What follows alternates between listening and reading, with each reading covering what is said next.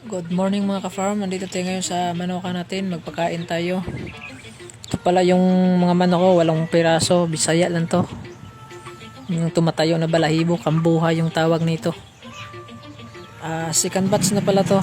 Yung unang first batch hindi napisa kasi hindi nilimliman ng inahin. Meron na naman tayong third batch. Naglilimlim na yung inahin natin. 16 pieces yun na nilimliman ngayon. Yung pinapakain ko pala ngayon sa ating mga manok ay nagblender ako ng kangkong at saka dahon ng ipilipil, malunggay, page, hinalo ko. At ito yung pinapakain ko. Maganda mag-alaga ng mga hayop sa probinsya kasi maraming libre na pagkain, hindi magastos lahat. At may balak din ako na i-upgrade natin to, mag-alaga tayo ng Rhode Island Red na manok. May balak pa lang tayo na bibili.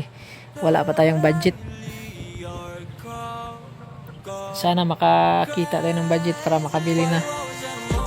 Maganda yung alagaan yung Rhode Island Red kasi malalaking mga manok yun. Maganda mag-produce ng maraming itlog. Sa isang taon makaproduce yan ng itlog ng 300 na itlog.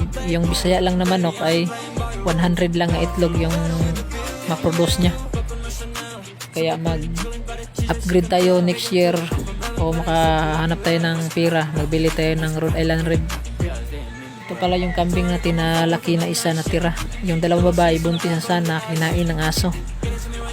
Tsaka yung inahin natin na naglilimlim ngayon, yung third batch.